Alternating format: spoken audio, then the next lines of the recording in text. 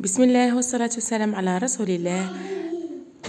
نرحب بكل مشتركاتي الجدد، مرحبا بكم على قناتي. في الفيديو تاع اليوم كما عودتكم على فيديوهات قصيرة سريعة ومفيدة. جبت لكم هنا بطاطا في الفور بطريقة تجي بزاف بنينة. هنا قطعنا البطاطا دوائر، ودرت قطعت حبه بصله وحبه طماطم قطعتهم مربعات صغيره مع دوائر تاع الزيتون. وعندي هنا طرف تاع دجاج. التوابل عندي كركم، كزبر، شوي كمون، زنجبيل، فلفل احمر وملح.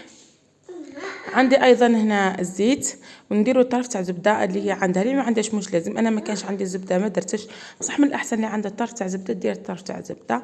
هنا نجيبو غرفيه هكذا نديرو فيها الماء، ومغرفه نصف مغرفه كبيره تاع طماطم مصبره، نخلطوها مليح ونكبوها مباشره على البطاطا تاعنا.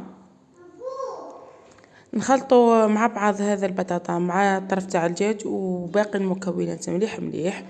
بعد ما نخلطوهم راح نغطيوهم بالالومنيوم ونديروهم يطيبوا.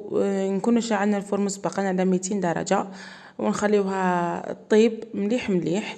كي راح نغطيوها مش راح تطول لكم في الطياب، حوالي ساعه تلقاوها طايبه وتجي بزاف بزاف بنينه. مره على مره طلعوا عليها باه ما تلصق لكمش وتتحرق.